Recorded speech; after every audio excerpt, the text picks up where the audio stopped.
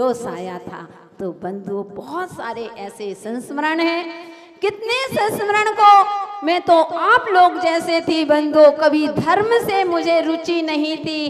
कोई सन 91 में गुरु का चतुर्मास हो गया, लेकिन मैं कभी मंदिर भी नहीं जाती थी, मुझे कोई इंटरेस्ट नहीं था। न मैंने अपने जीवन में कभी साधुओं को आहार दिए होंगे, लेकिन एक 93 में गुरुजी श्री अंशगिरी में चतुर्मास हो रहा था।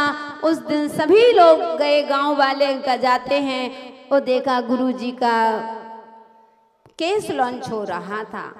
मैं बता रही हूँ, लोग कहते हैं कि आचार्य विमल सागर जी महाराज जैसे निमित्त ज्ञानी आचार्य विमल सागर महाराज भविष्य की बता दिया करते थे, लेकिन हम कहते हैं कि देखो हमारे गुरु भी आचार्य विमल सागर के ही शिष्य हैं, उनसे कम नहीं है बंधु। और जैसे ही गुरुजी ने, सभी लोग गए, 5वीं गुफा है, वहाँ पर बहुत प्राचीन प्रतिमाएं हैं, 5वीं गुफा में जा रहे थे।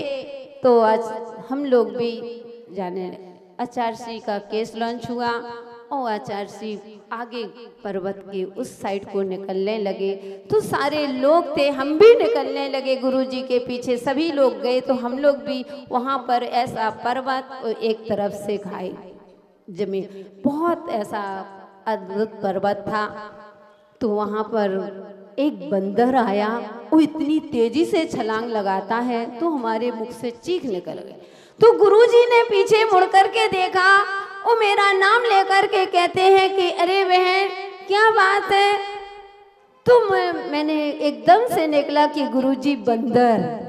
तो बोले अरे तुम बंदर से डरती हो, भविष्य में तुम माता जी बनोगी तो क्या करोगी। बंधु अब क्या हुआ ये तो नहीं, लेकिन मैं जो कभी मंदिर नहीं जाता हो, जिसने कभी अपनी लाइफ में कभी साधुओं को आहार ना दिए हो, तो मैंने पहले तो यही कहा कि गुरुजी आचार्य जी मुझे तो माता जी बनना नहीं है, और बन भी गए तो सब जानवरों से, कितने भी पशु पक्षी सबका सामना कर लेंगे, लेकिन क्या पता बंदर से क्यों डर लगता है। बंधु कहने का तात्पर्य तुरंत आज जो है तो गुरु ने क्या देख लिया, और कह दिया कि लो भविष्य में माता जी बनोगी तो क्या करोगी। इसलिए हम कहते हैं कि आचार्य विमल सागर जी आंखों से ओझल हुए तो इसका मुझको गम नहीं। आचार्य विमल सागर जी महाराज आंखों से ओझल हुए इसका मुझको गम नहीं, क्योंकि आज धरा पर देखो तो शिष्य गुरु से कम नहीं। तो बंधु बहुत सारे स्मरण हैं। अब तो यह गुरु उपकार दिवस एक दिन का नहीं, 1 वर्ष तक चलेगा। वर्ष क्या, जब तक मेरा जीवन है जब तक गुरु उपकार दिवस ही है, क्योंकि शिष्य गुरु के उपकारों को तो समय समय पर मैं आपको संस्मरण गुरु के सुनाती रहूंगी। तो ऐसे पूज्य गुरुदेव के चरणों में पुनः नमोस्तु करती हूँ कि हे गुरुदेव, जिस प्रकार से आपने मुझे आज के दिन संयम प्रदान किया था, मुझे ऐसी शक्ति देना, ऐसा आशीर्वाद देना कि मैं अपनी चर्या का, निर्दोष चर्या का पालन करते हुए एक दिन अच्छे अपने कर, जो हमारा लक्ष्य है, अपने लक्ष्य को प्राप्त करें। ओ भगवान से यही प्रार्थना करती हूँ, हे गुरुवर भव भव में हम तेरे ही शिष्य बने। हे गुरुवर भव भव में हम तेरे ही शिष्य बने। जब तक मुक्ति ना मिल जाए साथ तेरा वश रहे।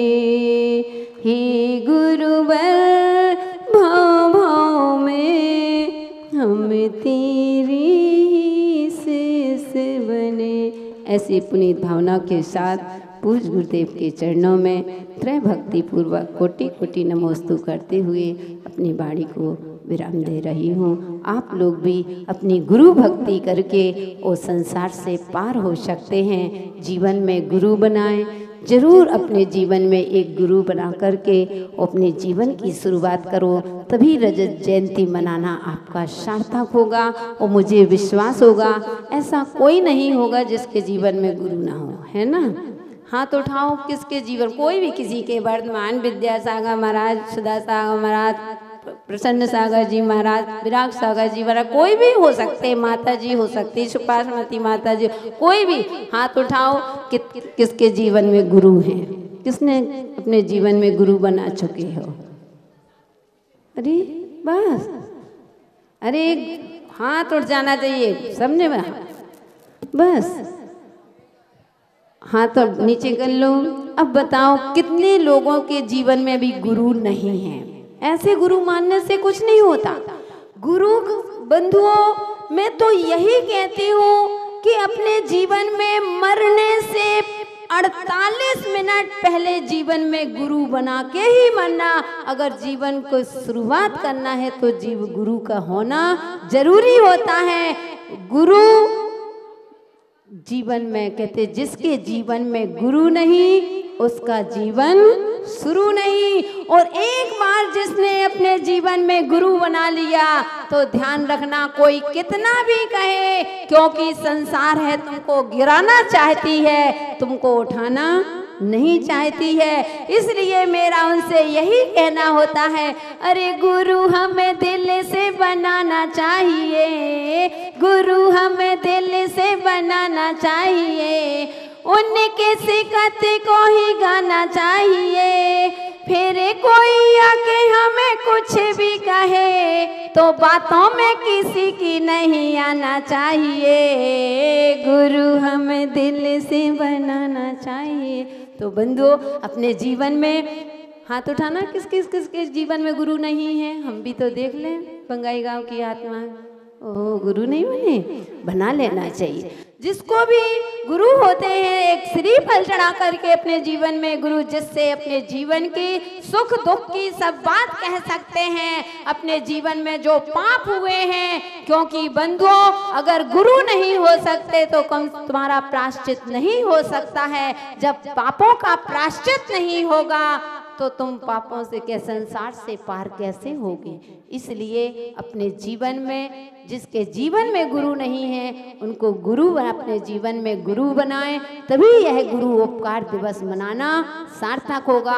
ये नहीं कहते कि मुझे बनाओ, कि मेरे गुरुजी को बनाओ, कि विद्यासागर, जो आपका समर्पण हो, जिससे आप अपने मन की पूरी बात कह सकते हैं, अपनी आलोचना कर सकते हो, उनको अपने जीवन में गुरु जरूर बना लेना और अपने जीवन की शुरुआत हो जाए। आपके पुनीत भावनाओं के साथ सभी के लिए पुनः आशीर्वाद। जय बोलिए भगवान महावीर स्वामी की।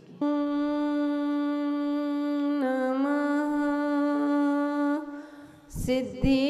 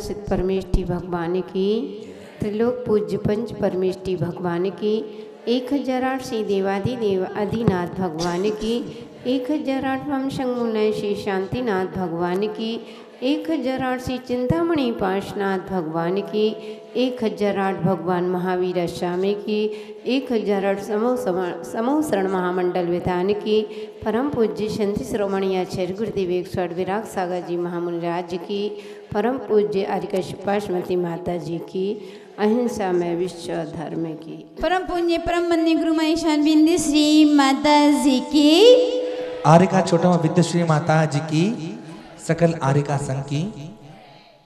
जीवन उड़ती हुई पतंग कब कट जाए रे, जीवन उड़ती हुई पतंग कब कट जाए रे, घटना दुर्घटना हो घटना दुर्घटना कब क्या घट जाए रे, जीवन उड़ती हुई पतंग कब कट जाए रे। धर्म स्नेही प्यारे प्यारे भक्तात्माओं, भक्ति के आयाम में आकर के, उस भक्ति समो शरण में आकर के भक्ति करना आप लोग सीख रहे हो। तो बंधुओं, यह जीवन एक उड़ती हुई पतंग के सादृश्य होता है। पता नहीं कब जीवन की डोर कट जाए, कौन सी दुर्घटना घटना कब खड़ी हो जाए, इसका कोई भरोसा नहीं है। तो बंधुओं, अभी आप छोटी माता जी से सुन रहे थे उस जन्म और मरण के कि जीवन को हमें सार्थक कैसे करना है। तो बंधुओं, एक बार में प्रवचन तो ज्यादा नहीं, आशीर्वाद के रूप में इतना ही कहूंगी कि अगर आपको अपने जीवन का ही कल्याण करना है, उस समाज शरण में बैठे हुए हो, तो थोड़ा सा आप अपनी सोच को बदल दोगे तो आपका जीवन बहुत ऊंचाइयों पर चला जाएगा।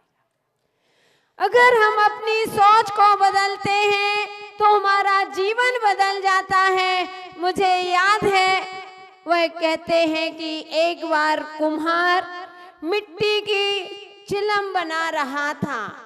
उसने उस मिट्टी की चिलम बना दी, चिलम को बना करके तैयार ही पूरा कर दिया और अचानक उसने उस चिलम को मिटा दिया। जैसे ही उस चिलम को मिटाया तो वह मिट्टी कुम्हार से कहती है कि हे कुम्हार भाई, क्या बात है, तुमने मुझे चिलम का आकार दिया और तैयार भी कर लिया और अचानक तुमने मुझे मिटा दिया। तो वह कुम्हार का उस मिट्टी से कहता है कि हे मिट्टी, चिलम बनाते बनाते मेरी थोड़ी सी सोच बदल गई। मैंने सोचा कि मुझे चिलम नहीं, मुझे तो गाघर बनाना है, मुझे मटकी का आकार देना है, इसलिए मैंने तुमको मटकी का आकार देना चाहता हूँ, मैं चिलम का आकार नहीं देना चाहता। इतना कहा और वह मिट्टी खुश हो गई।